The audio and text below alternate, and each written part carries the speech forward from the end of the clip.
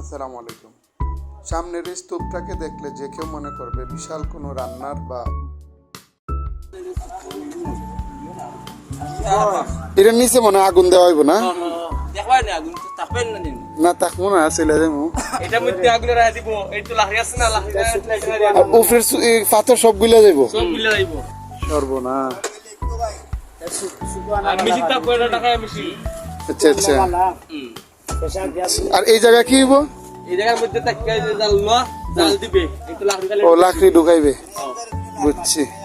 আর current তো সাহায্যে মানে এটা মেশিন চলবে। হ্যাঁ বুঝছি। বাতাস দিলে অক্সিজেন দিবে। দেখতে পাচ্ছেন পাথরের স্তূপ রাখা আছে। আসলে এগুলো হচ্ছে চুনা পাথর, এগুলো দিয়েই চুন প্রক্রিয়া চলছে আর কি। এখানে এই দেখেন সামনে একটা স্তূপ দেখা যায়, এখানে আসলে পাথরগুলা পুড়ছে। চুন বানানো এখানে না, ওগুলো খাবার চুন, খাবার চুন। হ্যাঁ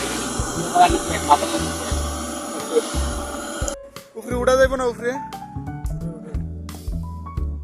আমাকে ভিডিও করতে নিষেধ করা হয়েছে, তারপরে আমি একটা চান্সে করে নিলাম। আসুন আপনাদেরকে দেখাই কিভাবে পাথরগুলো স্তূপ আকারে রাখা হয়। একদম সারি সারি করে সাজাইয়ে এত সুন্দর, একদম শৈল্পিকভাবে সাজানো বিশাল স্তূপ কিন্তু আসলে আগুনের তাপে গলে চুন হয়। আমরা যারা পানের সাথে শক করে চুন খাই, এই চুন তৈরি হওয়ার কর্মযোগ্য আসলে এটা। বিশাল এক বার্নার বা চুলার মধ্যে এইগুলা অনেক তাপের মাধ্যমে এগুলা গলে চুনে পরিণত হয়। দেখেন কত সুন্দরভাবে এগুলারে স্তূপ আকারে তৈরি করে নিছে। এটারও একজন ইঞ্জিনিয়ার আছে, মানে তাকে বলা হয় কারিগর।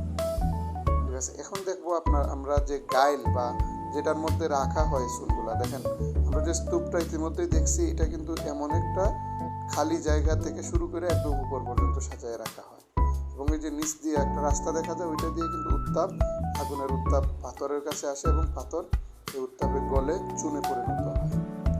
এবং কত বড় একটা গাইল, এই গাইলের মধ্যে আপনার সবগুলা পাথর স্তূপ আকারে উঁচু একটা ডিবির মধ্যে বানানো হয়। এই যেমনটা আমরা দেখতেছি, এটাতে কিন্তু আগুন অলরেডি পাথরকে পুরাইতেছে এবং এটার উত্তাপ বাইরে দিয়ে বের হয়ে আইতেছে, দেখলেই বোঝা যায়।